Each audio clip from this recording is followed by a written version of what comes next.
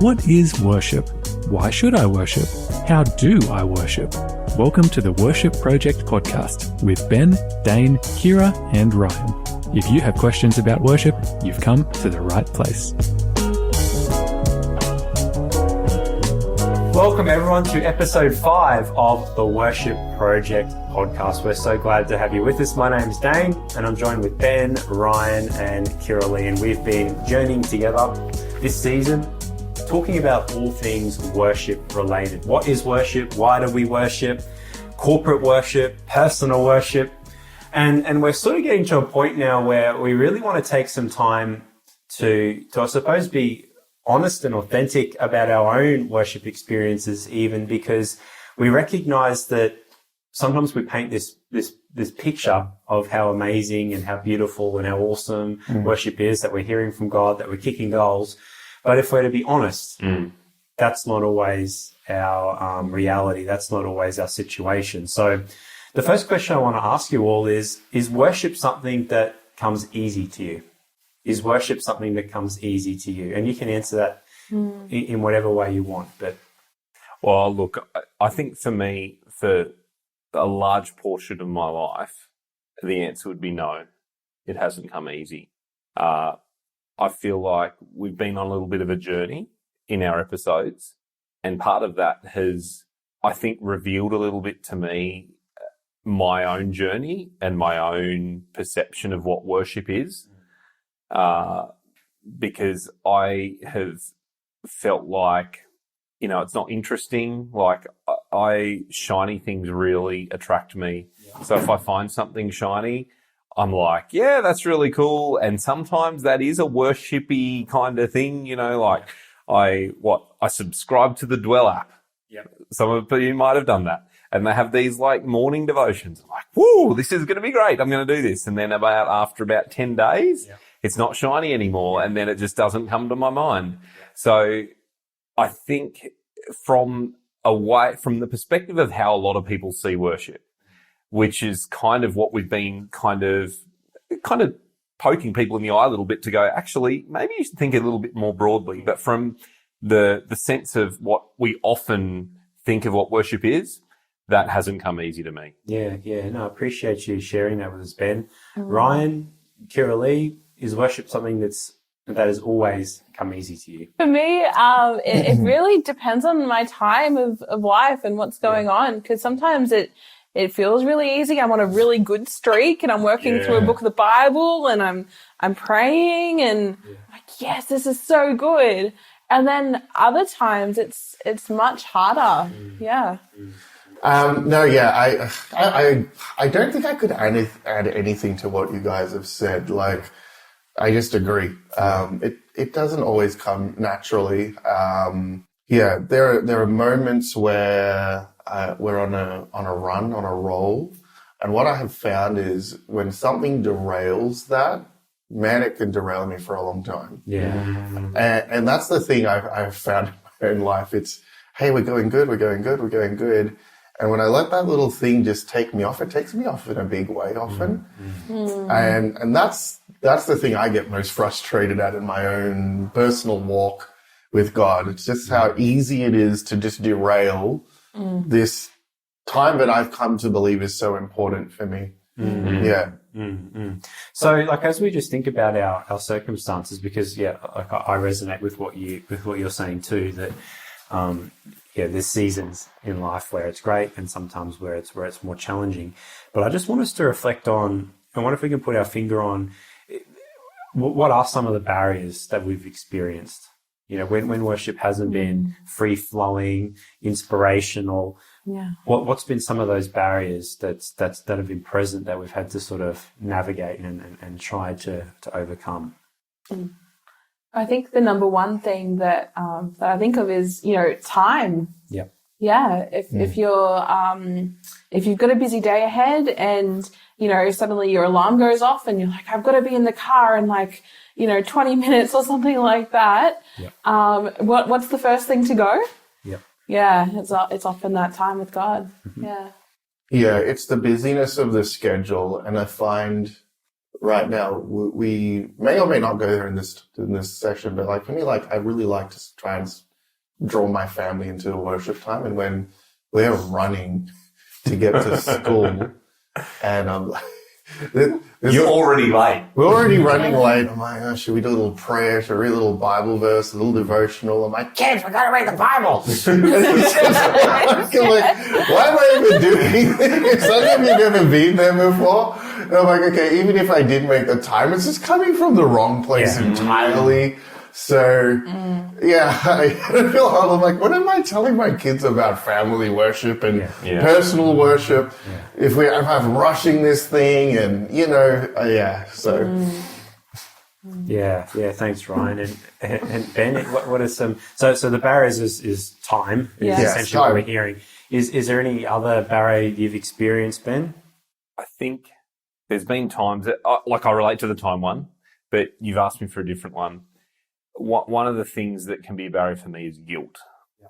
And so there's times where it could be related to time. So, life gets so busy and other things just seem to get in the way, that sometimes you feel like you're jumping from crisis to crisis and exhaustion to exhaustion.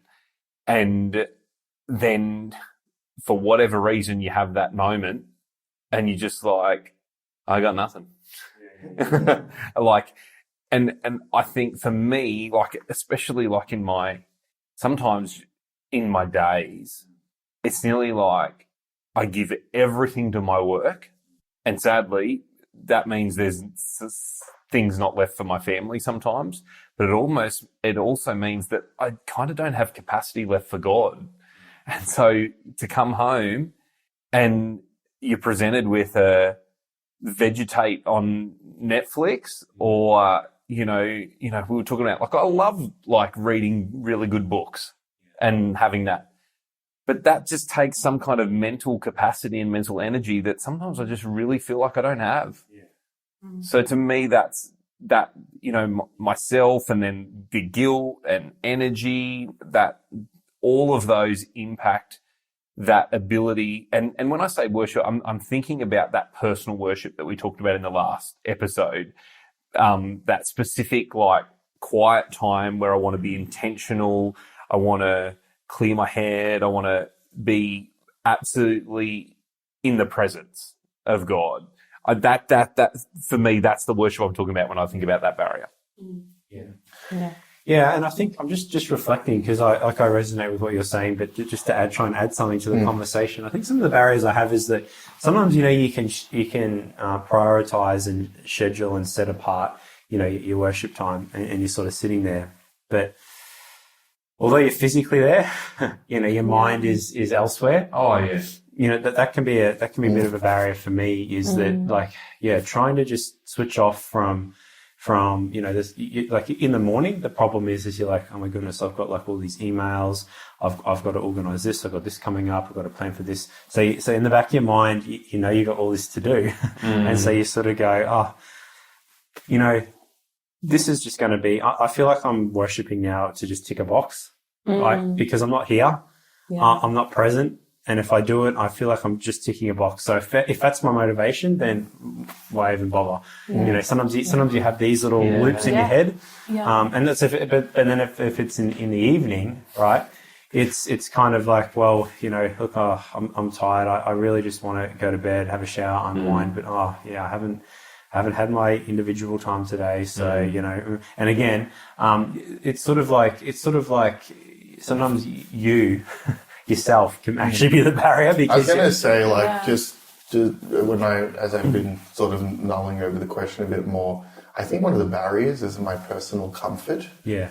Because for me to engage in worship, it often involves or requires me to extend myself in a way that perhaps I'm not willing. I'm like, the snooze button seems, really nice right about now. Yeah. Or, there's just these little things that I just have to do which take effort, and mentally I don't want to exert that effort. Yeah.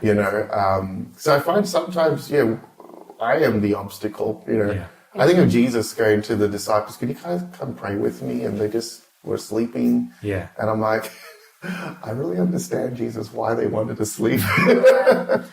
And I think too, is sometimes, we can also get really caught up on our own heads. I don't know about you guys, but, it can become, just so hard to get through because you're thinking, oh, what am I going to do today? But also, you can just get a little bit stuck and it just feels like, this time isn't really going anywhere. Like I'm just ticking a box, like you said, Dayne. And, you can just kind of, I don't know, I watch, some Bible study content on YouTube, right? And people talk about what they do in the mornings and things like that. And it's so lovely. And they wake up and it's like 5 a.m. and they go and they get their hot drink and they get a blanket and, there's nothing going on around them. It's like the most peaceful, tranquil time ever. And then I look at who are these people? That's right. That's right. And then I look at what's going on with me. And I'm like, it is not like that. I don't. The birds are not singing, right? Well, sometimes they do, but the birds aren't singing. It's not perfect. And I feel like for me, that's something that I can sometimes think about. I'm like, it's not quite like that, or I don't have the right, because I journal. I sometimes in my Bible. You can look at these pages and spreads that people do, and they are just incredible. Whoa. And it can get to the point where you kind of like, sometimes I'm like, I can't do that. Yeah. And so it can almost be like, if it's not perfect, I'm not going to do it. That's an interesting one. Yeah, which and social media is a classic for setting like almost unrealistic expectations because we follow the influencers or and of course when they're sharing on social media, they're not going to share how things are working terribly. Often it's this is how I worship today, and it's all the highlighters are out and little candles going, and it's peaceful, and it's this, there's this serenity, and they're there and they're writing, and you're like, why doesn't mine look like that? We can just have these unrealistic expectations about what worship is that aren't really necessarily our own, but they're kind of imposed on us from others that we look up to. Yeah. It's kind of like if you're going to have some people call it like a quiet time with God, here's what it has to look like. Yeah. And, as I think about this, I even think Jesus had some barriers to worship because it's interesting. You mentioned the passage about in Gethsemane, right? And Jesus' disciples were sleeping. But, Jesus is coming to God in that hour and he's crying out to God because he knows that he's about to be betrayed and handed over. And he's coming to God and he sort of goes, prays to God. God doesn't really say anything. So then he goes back to his disciples and his disciples are sleeping. And then he goes back to God. Praise, God doesn't really seem to answer him. And so you get this sense that even like in Jesus's like heightened hour of need, he was coming to God in prayer, wanting to get an answer, wanting God, what is going on? God, give me something. Yeah. But in this hour, Jesus doesn't hear from God. and he ends up ultimately just, not my will, but your will be done type of thing. So, I hope that, I share that as, even Jesus in his humanity, felt like we do sometimes, I think maybe. I don't know if you got anything else to share or add on that, Ben? It's a rabbit hole that I don't know whether it's worth going down, but I we can think about how much did Jesus foreknow? How did he, we talk about Jesus being holy God and holy human, completely. And, there's this sense, I think, that Jesus knew that he was going to be victorious somehow. But yet he still, even though he trusts and knows the will of God, he still goes to this point of connecting with God. So that, like, sometimes we're in a state where we don't know what God's will is. But Jesus, I think he kind of knew the plan. Like he knew what he was stepping into. And sometimes we think about, oh, well, if only I knew, or if only I had exactly what it was going to be, then it wouldn't matter what barrier I had. Like I would be totally on board and I'd be connected. And it's like, well, hang on. Jesus, in that Gethsemane passage, he knows what the plan is. He knows what's going on, but he still desperately needs to connect. And so that sometimes I think we could miss an opportunity, or we think, oh, well, we're not like Jesus was different to us, but like you said, he still needed to connect. You're listening to the Worship Project podcast. Yeah. So we've put out, just to recap a little bit, we've put our finger on, in terms of our own experience, time in our busy schedule. Sometimes it's hard to find the time. Sometimes we're tired. Sometimes we ourselves are actually the barrier. Yeah. Unrealistic expectations was sort of what we reflected on just before.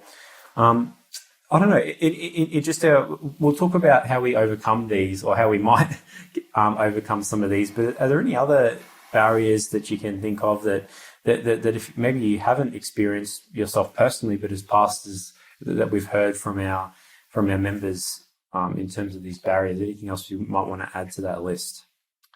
So when it came to this particular podcast, there was like an area that I had thought through, and I've spoken about it with you guys as well off air. But one thing that we really don't always think through, and I'm a bit cautious in saying this, but often a barrier to worship can be the most important person in our life other than God, which is our spouse.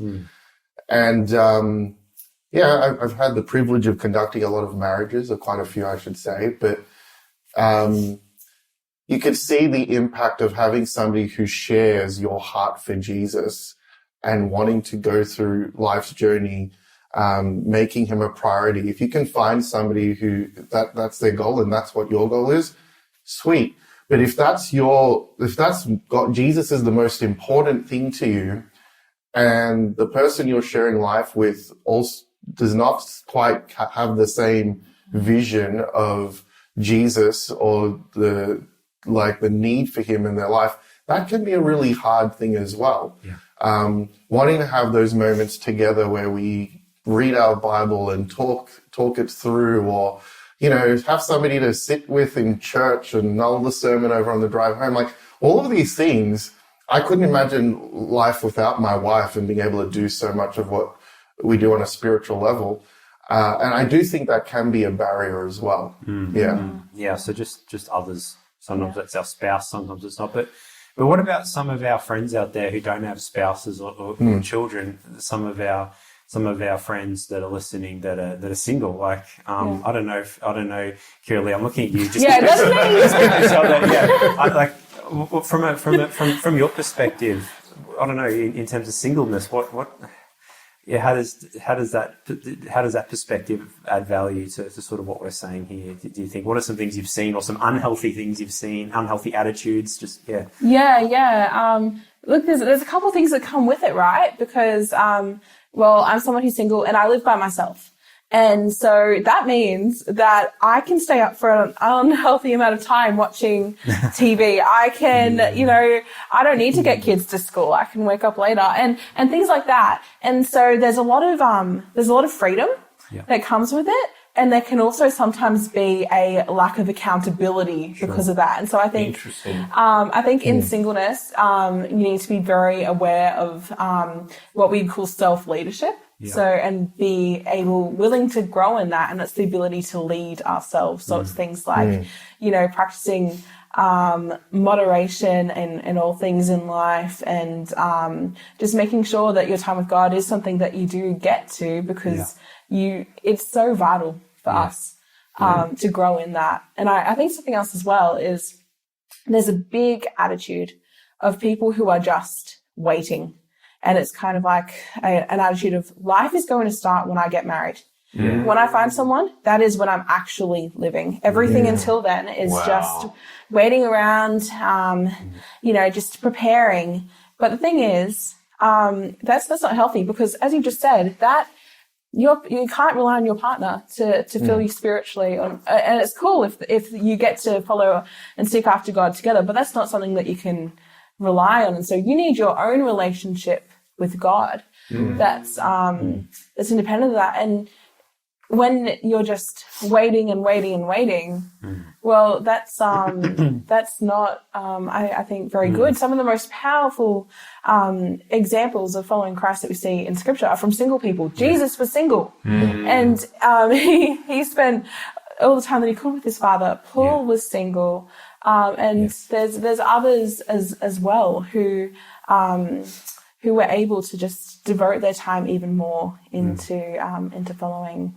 following God in that. And so you don't need a partner to be doing this. You don't need to wait for someone. You don't need someone to lead you into it. But I think it's pretty cool if you get to do that journey together. Sure. And it's a bit of we don't want to make this podcast all about singleness, but it's just a point I just want to camp on just for a few seconds, because it's our reality that there's a lot of single people, and sometimes we don't give space for that conversation because we assume, family worship, and as married couples, So, so I just want to camp on this just for a moment, because I think it's actually a bit of a more recent modern phenomenon that we sort of romanticize marriage and have that as like the goal of Christianity. It's this assumption, right? It's almost like this assumption. And it's like there's something wrong with you if you're not. But I think it's a modern thing, right? Because I think historically speaking, when you look at the church, the church for most of its history has actually esteemed celibacy or esteem that, just because I know for a fact that, there's a text here in Matthew 22:30 that you'll know well, and it's this debate that Jesus is having about the resurrection, and Jesus says, for in the resurrection they, as in, people, for in the resurrection they neither marry nor are they given in marriage, but they are as the angels of God in heaven. And the early church latched onto this, and they said, well, if our ultimate reality is going to be, singleness or not going to be marriage, if that's not going to, then why don't we start living that out now? Because if that's going to be our reality, let's bring that into the present. And I know that was this text was one of the key texts for the early church in their motivation around advocating and esteeming singleness. So it's interesting that we've kind of gone from the early church really esteeming and valuing it to now in our modern times, where we've sort of gone full circle, and it's like there's this assumption that you need to be married. Right? And I assume that, you've probably felt that, Kira, to some extent, given that you are single, right? Absolutely. Yeah. And, it's kind of this idea of, it's really interesting, this idea of the two becoming one. And there's this language that comes around it of, you become whole when you find your partner. Yeah, true. And so where does that leave, me, who's never been married, half a person? Where does that leave the person who's divorced or been, had their partner pass away? Yeah. Where does that leave them? And God created us as whole people.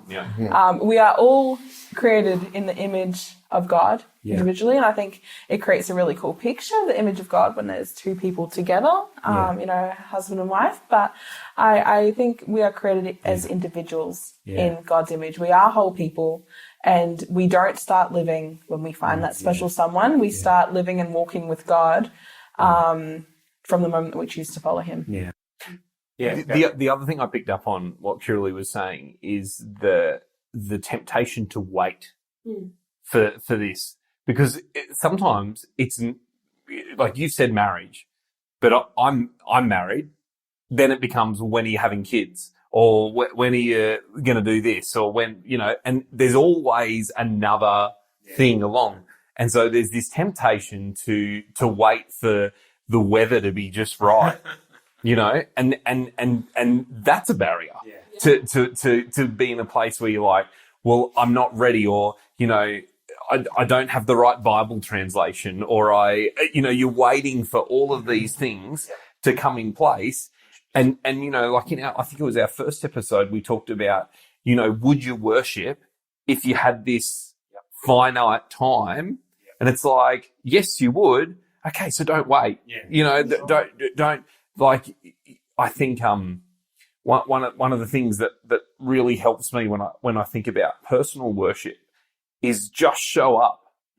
Like we didn't talk about this. I'm sorry, Dayne, if we're going somewhere you don't want to go. But you know, I think sometimes we look to personal worship and we think, if I don't get anything out of this, then it's been a failure. Yeah. You know, and then that discourages. That's another barrier to try again, because it's like, well, for the last 5 days, I've been trying to do this personal worship time and I haven't got anything out of it, and you just want to throw your hands up. But I think that's a mentality that doesn't help us. It's about just showing up. So it's not letting the things that the perfect circumstances, whether that be marriage or whether that be some other kind of condition, we've got to go, you know what? I'm not going to wait. I'm just going to show up, and I'm going to show up maybe unprepared. And you know what? God says, come confidently to my throne of grace. We don't have to have it all together. We don't have to, you know, have the perfect Bible plan. We don't have to show up. Yeah, no, love it, Ben. Sorry, is it okay if I bring forward another barrier? Yeah. Well, this is what I was going to say. Like, I just want to summarize the barriers that we've touched on, cool. and see if we want to add any couple more, just to make it easier for people who are listening in. So we've said time, we've said being tired, ourselves. We set unrealistic expectations. Sometimes our spouse or other people are barriers, or waiting for the perfect scenarios. What I got out of what you just shared, Ben, was discouragement can be another barrier. But Kira, you had another one to add? Yeah, I think sometimes our feelings, right? Yeah. Sometimes we can get a little bit mad with God. We can get frustrated. And so then we're going to lose that inclination to want to spend that time with him, because, you know, like we talked about in previous episodes, sometimes we can kind of feel like God is silent. Yeah. And so it can just get to the point where we're almost giving God the silent treatment. And so that can become a real barrier. Yeah. And I think another one I want to throw in, and then I think, you know, it's probably given us enough to now to work with and unpack, because we don't just want to sit here and all these barriers and then leave you all. we want to actually work through some of these and try and, for what it's worth, give our 2 cents. Yeah. But I think another barrier, like we haven't really spoken in too great a detail about family worship with, you know, mum, dad, and the kids, and I think sometimes there's a real big barrier in that, because, you know, at the end of the day, or at the start of any time of the day, you know, the kids, you know, they're not interested, they're running around everywhere, and it's hard to just get everyone to sit down and to focus, and I think there's a lot of barriers that come when we talk about family worship. Absolutely. and even just what do we do when we do meet together as families, and this is all in the too hard basket, and so there's something there that I think we might want to tap into as well, just in the context of, yes, individual worship, and yes, with our spouses, but also as families, the chaos, and how do we navigate some of that? So look, I think we'll just pick some of these out, and we'll just work, because we want to shift gears and try and give our advice and share our experiences, reflect on scripture on how do we overcome some of these barriers. So look, we'll just work our way through. So look, the issue of time, right? Like, I just don't have time for this. How would you respond to, or how have you responded to some of our church members, or what advice have you given yourself in this area of not having time for worship? I have a Bible verse. Yeah, from Luke 5:15-16. Jesus has just healed a leper, and he said, "Hey, don't tell anyone about this. Keep it quiet." But he's so excited he doesn't keep it quiet, right? Yeah. So in verse 15 it says, "Yet the news about him spread all the more, so that crowds of people came to hear him to be healed of their sickness. But Jesus often withdrew to lonely places and prayed." I think that's so interesting, right? Because there's a crowd following Jesus, and we see so many times there are these crowds just forming around him. And he could have been a very busy man. And yet throughout the Gospels, we see Jesus does things slowly and he lets himself get interrupted. And I just really like that idea. But what really I wanted to focus on here is that Jesus had the option to go out and be with the crowd, and yet he intentionally chose, hey, I need time to be with my Father. And I think that's something that we're able to do as well. You're listening to the Worship Project podcast. prioritize. Yeah. If I could just try and summarize that down. What you're saying is that, look, at the end of the day, it just comes down to the time thing. Is just, well, maybe you don't have time because you haven't prioritized the time. I think you're being too simplistic. Maybe I don't think and that's I don't want fair. to sound harsh. I don't either, think but- that. Yeah, that's harsh. Yeah. Well, let's go, man. Let's go. I think, I think about my life so much. I feel like I'm lurching from one exhaustion to the next. And, there's times where, we have this ideal. You were talking about that 5 a.m. Bible study kind of thing. Mate, my son's bombing into my bed at 3 in the morning. And then depending on what happens, he's kicking around or we're trying to resettle him. I got nothing at 5 a.m. I'm wrecked. Yeah. And that's not a one-off, right? So it's like you stumble out of bed, you get ready for work, you go off to work, you give at work, you come home, you try and help with homework, do dinner, you do bedtime, which then drags out for hours and then you're shagged. And it's like, there's an element, I hear the priorities thing, but I think there's times in life and there's people in family circumstances that they are just so stripped of, and to work out what do you give up on or what do you lose? Because it's not that, like, I know we fall into that usual thing of Netflix or social media. We'll talk about your screen time and stuff like that. There's some people who don't have time to watch Netflix. They don't have time to be on social media. It is literally just a grind. And I think, I'm sure there's probably some people who need priorities, but I think there's definitely, and I've experienced it, and I'm conscious and I'm trying to be empathetic to the families that are in these, especially there's some families with kids with special needs. And that just absolutely saps everything. And if you're in an environment where you don't have other support structures around you or other people who can help, mate, time is a legitimate, there is nothing more. There's no spot. Yeah. So Ben, to an extent, priorities could be an Of issue. course, It could be. Yeah. But for the specific instances that you're sharing, how do we, granted that, what does that mean? Where does that I've put set us? myself up. How do we move forward? I was just thinking that this could be a space to look for, and I think that comes in seasons, right? Your kids won't always be so young, and times change, right?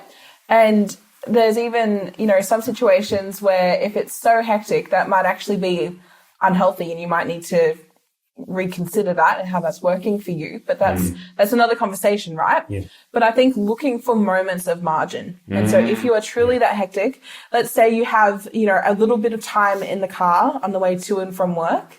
And it's just maybe, if it's just you in that car for a little bit after you've dropped everyone off. And sometimes the temptation is, all right, I'm going to start calling people and I'll get a jump on my day. What if instead of that can wait? I'm going to spend some time praying. Or surely if you just have a couple minutes to shower and you can just do, a shower prayer, right? Just these little moments in the hecticness. That's what I would, And I mean, that's kind of what we've really been trying to say in this whole series has been worship is not, it is, but it's not merely, it's not only, sitting down and doing this regimented thing. That actually worship is this, way of life. Worship is this holistic thing. And that's what you're tapping into, Kira, is you're saying, okay, maybe for this season, worship doesn't look like sitting down and journaling, right? Which is a great thing to do. But because if we just don't have the time, instead, for this season, maybe worship is something else, right? And maybe even, and I know we touched on this, but maybe even like the act of doing our job is worship. could be an expression of worship. It is. That's the thing, right? If you're doing it for God's glory, it's worship. Yeah. So like, in the meetings that you're having with your clients or your colleagues, how you're interacting, how you're showing grace, how you're like God, we've been saying this, God can speak through that. These are platforms for us to worship through our, demonstration of grace and through our patience and all these things. Like, let's make sure that we're not compartmentalizing worship and falling into the secular sacred divide. And these are things that we've touched on, right? Yeah. But it's good that all that sort of theoretical conversation is coming to the fore here in these practical situations. I think it has to. It absolutely has to. What you're talking about is absolutely right. And we touched a little bit on someone who I've spent a time with recently, Rachel Turner, and she's worked in this like children's ministry space. And then because it's children's ministry, it's parents as well, and navigating the scenarios that we've kind of talked about. And when she talks about things, she says, if worship is something that you have to find another placeholder in your calendar for, you won't do it. When you're in that space, you've actually got to integrate it into everything that you're doing. So you've talked about margins, but it's part of it is even thinking that the way that you're operating, and we've talked about becoming aware of God's presence, like you've just touched on. But it's like, what about when you're looking for your keys in the morning? They're supposed to be here, but somewhere your beautiful child has decided that they would be the perfect toy to play somewhere else in the house. Now you're running around, you're already running like you're trying to get out the door. What do you do in that moment? Because you have an opportunity to be like, you're running chaotically, not probably ideal, like Jesus went slow, but you could be going, God, please help me find these keys. I really need you to help. You can do that. You can model that in front of your family. You can be cooking, and my wife, if she listens to this, will be laughing because I'm not really the cook in our home. But you can be seasoning food, or you can be going, God, I'm so glad that you gave us different food to enjoy.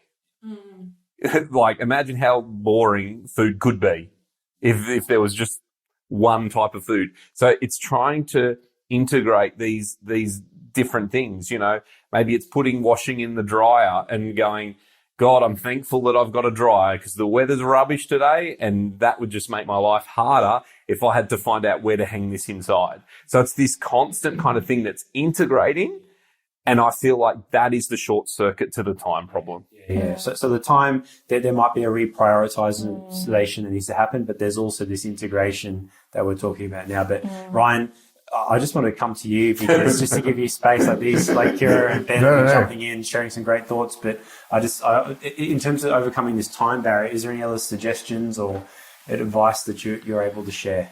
Yeah. As I've been listening to it, the scenarios are familiar, right?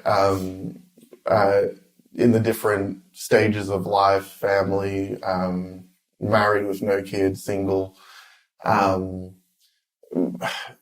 look, there's a tension I'm finding here, which I want to lean into a little. And I'm not trying to have a go at what's been said, but I think you guys have touched on this.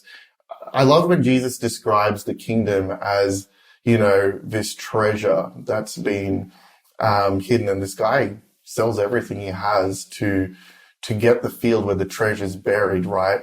Or that pearl of great value, right? Sells everything to have it. So what does that look like in the busy life, in the chaotic life? And so that's this tension that I'm often wrestling with. The scenarios are very real for me. But for my family, when I think through this, I want to model to my kids, what does it look like for dad to still have this treasure front and center, even though my life is busy. So yeah, that's this tension that I sit in. Something I found for time, and this might lean into some of the other areas as well, a good book that helped me with a lot of different areas of my life was Atomic Habits. I'm sure a lot of people have read that book. Atomic Habits, there's this one sort of idea that comes through which really helped me out, which was, I wrote it down because I couldn't remember exactly, it was priming the habit. I want to spend time with God. And I'm not trying to say lean into the compartmentalization, but if there's time I want to put with God, what are the things I can do to make that easier? What are the obstacles? How can I remove those obstacles?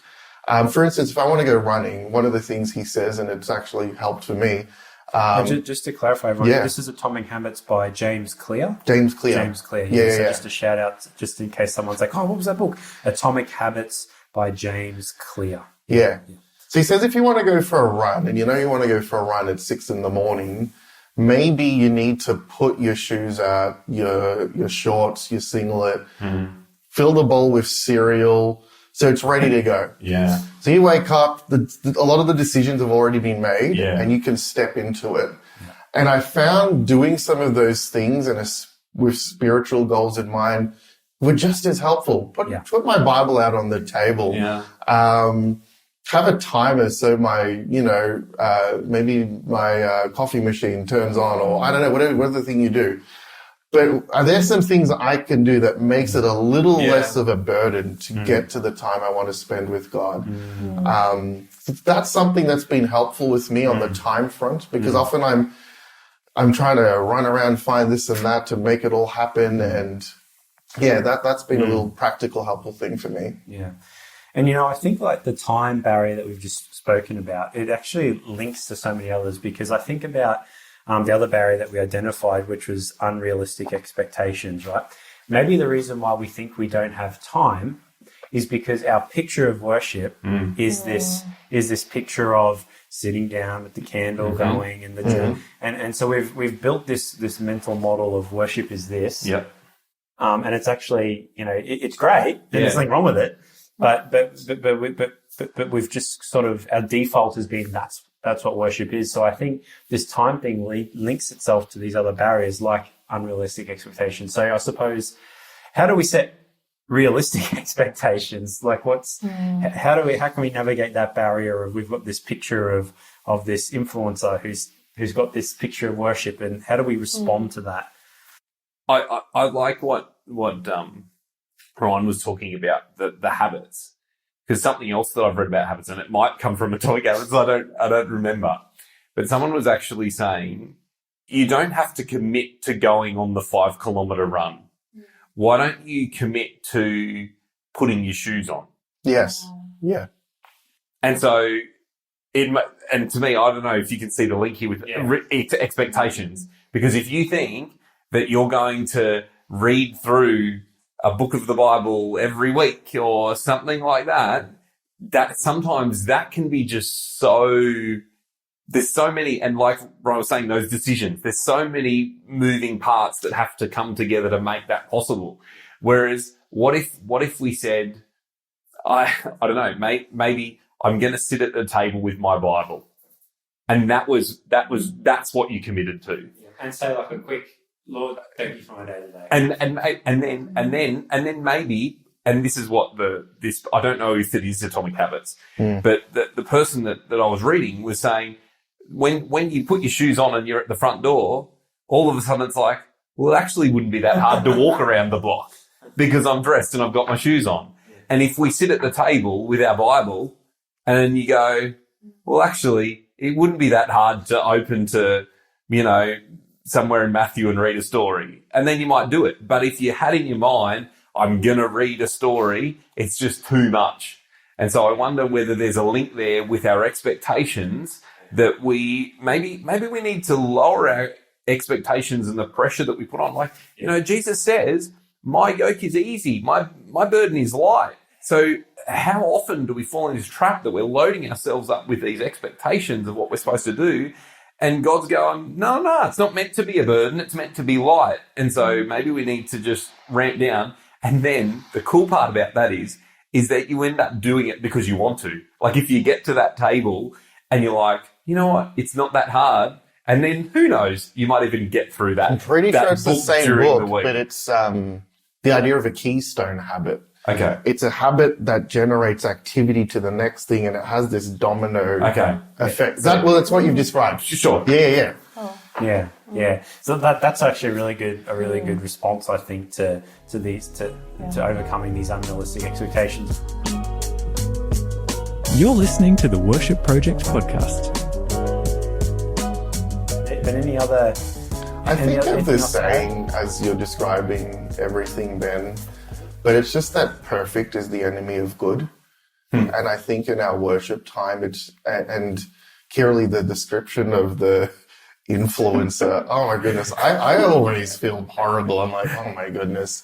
They have ones for teachers as well. Have you seen those? Like the teacher's perfect day. Yes. And I'm like, oh my word. I don't know any teacher like this. But yeah, I think it sets up this expectation that has to be perfect. The time we spend, and that's not always going to be the case, right? And I think the other thing that's kind of coming to my mind as we're talking about it, there's this tension when it comes to our worship times of quality versus quantity, right? And what does that look like? And I think God would rather spend a few quality minutes as opposed to, I'm just forcing the hour. And, 15 minutes of quality time with Jesus is better than an hour where we were just, I don't know what we're doing here, right? And I wanted to go here because sometimes we've talked about the brief moments, and it's not like we should be making our goal just to have brief moments. Yeah. But, you go to the gym, you got to start somewhere. Start with quality.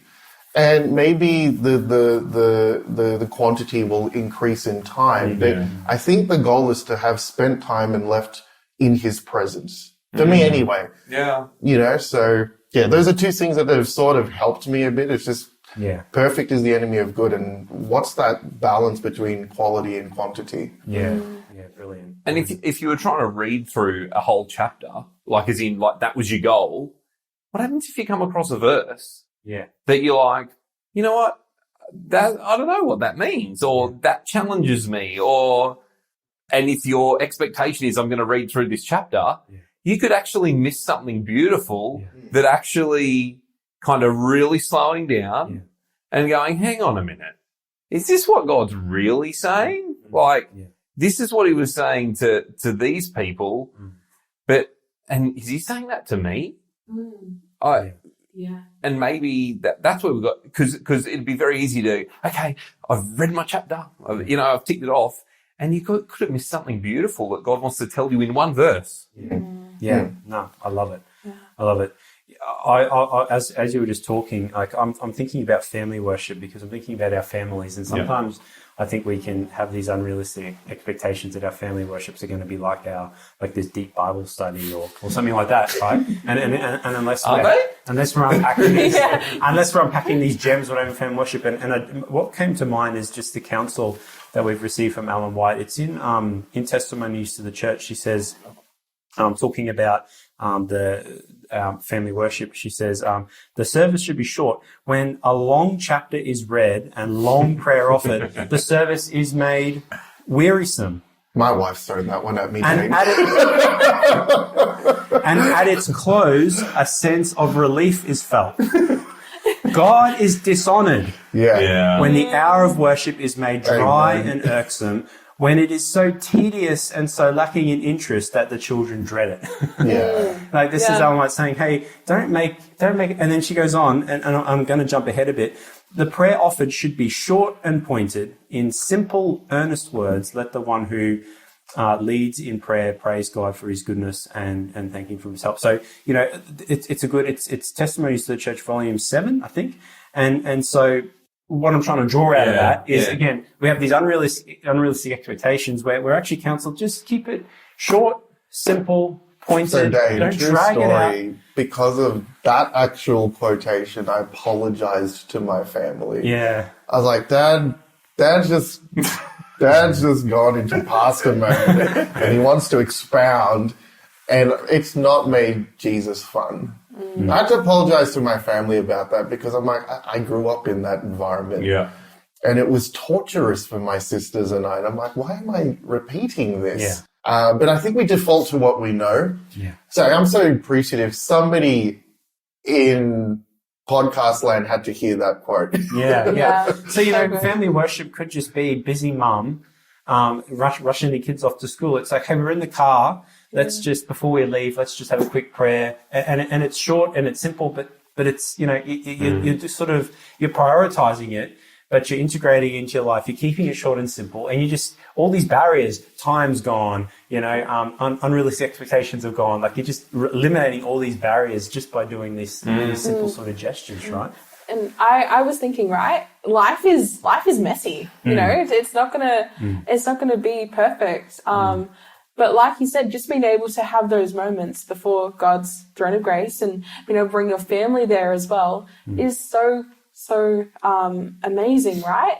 And I think a lot of it is about the condition of our hearts, because in the Old Testament, especially, and we see times when they're offering sacrifices, when they're doing the right thing. But what is God's problem with his people then? Yeah. They do not have his heart set towards him. Yeah. Right? And they're not really acknowledging where they're at with him. And so I think if we're able to acknowledge where we're at with him, and coming with this heart posture of just wanting to sit at Jesus' feet and just do our lives with him, I think that's such a big thing. Yeah, It's just 100%. yeah. God, so I don't actually need your sacrament. Yeah. They're not for me. Yeah. Actually, I don't need this perfect. I don't need you to have a perfect worship time. I just need you to come to me with your heart. I own the cattle on 1,000 hills, right? I don't need this offering, but so 100%. This conversation has also made me think of the dangers of being prescriptive. So you know how you're unpacking this stuff, and I think it's good, and I'm glad we're having this conversation. But I also want to just say to someone who might be listening, it's really easy to, when you listen to a podcast or something and you're like, okay, that's what I've got to do. And you map out and you say, because the worship podcast said this, if I do that, I'm going to be right. And then you go try it. And I don't know, I've tried it. I don't know if you guys have tried it. And then for whatever, it doesn't work in your context. And so sometimes it's difficult when we're being prescriptive.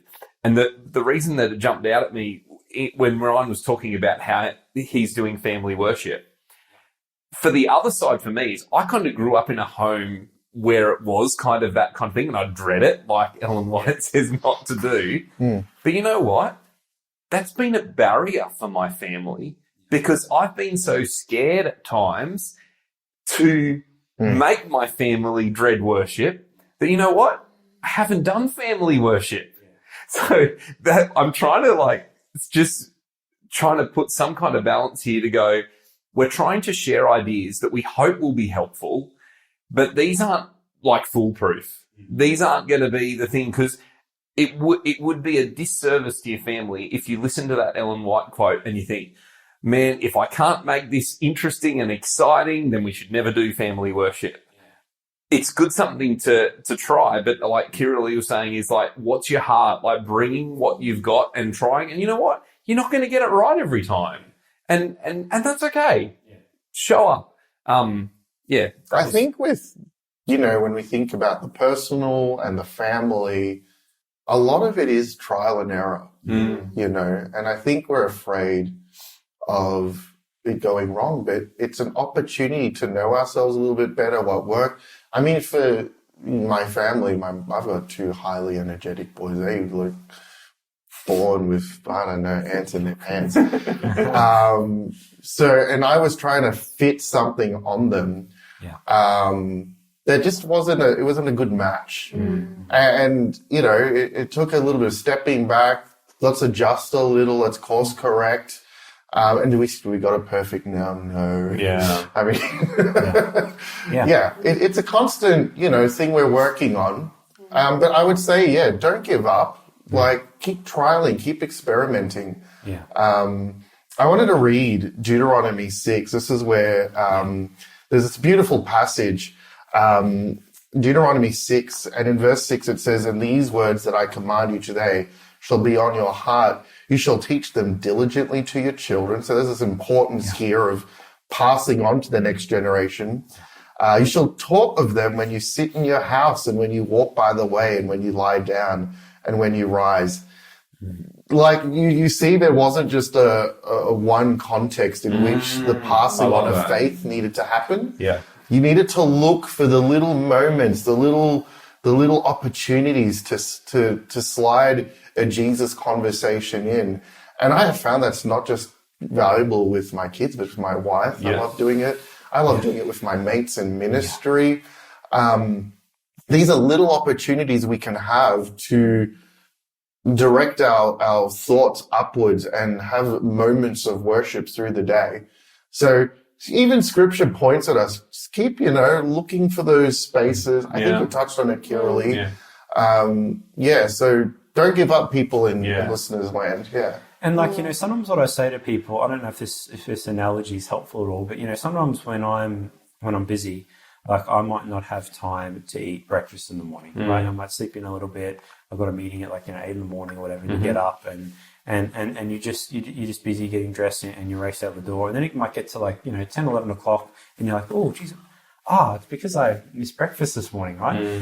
But what I don't do is I don't go, look, this breakfast thing is just too hard. I'm not going to bother with breakfast for the rest of my life, right? You don't do that. Yeah. You just go, hey, I got a bit busy this morning and I missed it, but you know what? Tomorrow, I'm just going to have breakfast. And if I'm busy tomorrow, next day. Yeah. It's sometimes maybe we're just so quick to just throw in the towel and just give up. I think so. But with so many other things in our lives, we don't act that way. I think there's this guilt that kind of maybe comes upon us, and that's kind of what I want to just pivot on really quickly, because we've reflected on time and prioritizing and finding making the most of the margins and those sorts of things, and broadening our understanding of worship, and that sort of led into the unrealistic expectations. We touched on a little bit of family worship stuff and so on and so forth. But I'm thinking about the people who might be listening saying, look, we're setting aside this time, and time's not an issue. Yeah.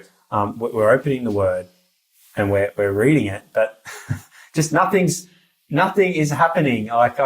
This is a barrier for me. I'm feeling a bit discouraged. I'm feeling a bit disappointed. I'm people share about the amazing revelations and connections they're getting with God, and it's just not happening. I have the time, I'm motivated, I'm showing up, I'm doing everything, but God, nothing's just happening, and I don't even really necessarily know what else I can do, or should I do it? We've all counseled and spoken to our members who have been in that space, and for those people listening, how would we respond? What advice would we give to those folk? I wonder if, you said the words, show up. I think that's key, to just keep going, to not throw the baby out with the bathwater, as to use a silly phrase. I think there's been times in my life where I've, read the Bible and I've felt really spiritually dry. And I've felt like, mate, I'm not getting anything out of this. But one of the things that's happened, and this is not every time, so please don't think that I'm just this holy, amazing dude. There's sometimes where I've actually been persistent with that, and then maybe on that fourth day or something, I've read something. I still didn't get anything out of it. But then 3 weeks later, something happens that actually makes stuff that I read 2 weeks ago all kind of make more sense or fall into place. Or I'm in a scenario where it's like, you know what? I didn't need to read that. It really did nothing for me. But this particular conversation that I'm having, or this situation, hey, maybe that's why I read that text. And we'll deny ourselves the opportunity for God to speak into that place. Especially, and I'm sure I've missed opportunities. And sadly, I hope God had someone else in his team to pick up the slack where I let him down. But if I didn't keep going and keep showing up, even though I didn't feel like I was getting, when God needed to get me to draw on something that I read when I was spiritually dry, I wouldn't have had it. And so my encouragement would be to keep showing up, like you said, because you don't know how the future, God's got the plan, right?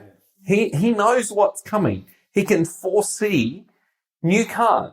So just because you can't get anything out of it right now, don't deny God the opportunity to use you later on, even though you can't see how he's going to possibly use that, because it makes no sense to you in this moment. You're listening to the Worship Project podcast. Kira and Ryan, any thoughts around? There's a quote that's coming to me. I think it's a John Mark Comer quote, but he says, this is just to add on to what Ben said, because I really liked what you said, but he says that discipleship is obedience in a long direction. And it's just like, sometimes you're not going to feel like it, but just stay in there. And you're not going to really get the benefits of pursuing Jesus if it's for quick gains. It's going to take time. It's going to take effort. There's this passage in Isaiah 28, to whom will he teach knowledge and to whom will he explain the message? Those who are weaned from the milk, those taken from the breast? No, for it is precept upon precept, precept upon precept, line upon line, line upon line, here a little, there a little. Stick at it. Like, he will teach you in time. And I love that idea of it's going to come together. If I do have a little piece of practical advice, for me, sometimes when things have got stale and stagnant, like, God, I'm not. I mentioned earlier, like, I love to pray through the Psalms. That's something I try and do on the regular, but it's sometimes I shift gears. And let's get into narrative. Sometimes I'm finding if things are getting a little dry, I just need a story, something to just, my imagination can work with a little bit more and shake things up a little. And I'd wonder to the person who's listening, if things are dry, when was the last time you shook things up a little in how you're spending time with Jesus? But stick at it, I think, is the bottom line. Yeah, I agree 100%. And I like what you said about, hey, maybe it's time to change things up a little bit. And I think a good place, if you're struggling, you're just feeling like, what am I doing here? I'm not getting anything. A good place to maybe spend some time in is the Gospels. And Ellen White, she writes something really cool about it, about spending time on this. She says, it would be well for us to spend a thoughtful hour each day in contemplation. Now, we've talked about that hour. Anyway, so however that looks. And it might be a thoughtful couple minutes. We should take it point by point and let the imagination grasp each scene, especially the closing ones. And this is what I love.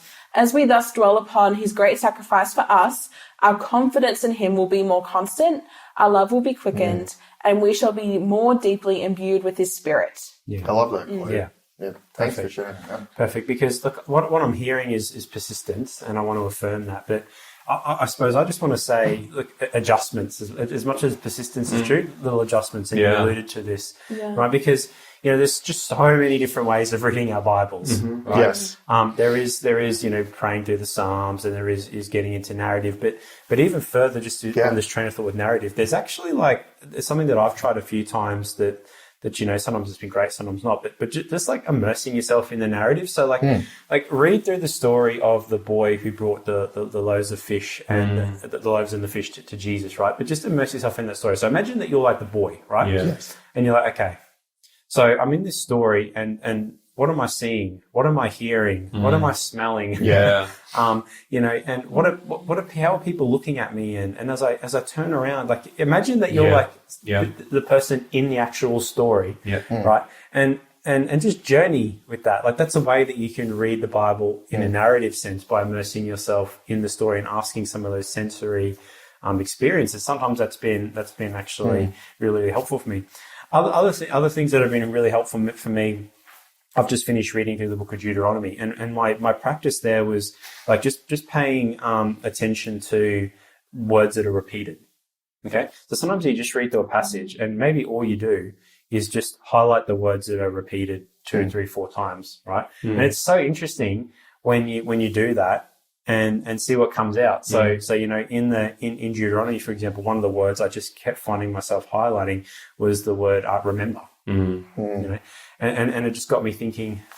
It's very easy when you're reading something like Deuteronomy to get caught up in like, there's lots of strange laws and rules and regulations, but what I got out of my devotional time in Deuteronomy was just one word, and it was just remember. And you just can't think like, God, what why do you want me to remember? Like, remember the things you did in the past and remember this. And it's so what I'm saying is, as we're reading the Bible, there's so many little adjustments that we might need to make. And in fact, we ought to make to just enrich our, and sometimes it's not even reading. Sometimes it might just be, as you're driving, you listen to the Bible, the audio version of the Bible, right? As you're driving around, it might just be a season where, look, I just really want to listen to the Word of God, and you just have like Ephesians 3 on repeat, and you're just driving around and you're just listening to it, and you're just listening to it, and you're just listening to it.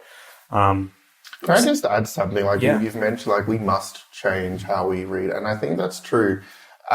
There's a book, I still remember the title. I've got it on my shelf at home, that I read when I was in seminary at college, but it was just How to Read the Bible for All It's Worth. Yeah. And it just that book, even the title, it just helps you realize actually reading scripture with the same lens from start to finish, it's not a good, there's a different way to approach the Psalms, to approach the law, to approach narrative, apocalyptic text, so sometimes maybe you're hitting a wall because you've taken a hammer where maybe a screwdriver was the better tool, or you know the analogy.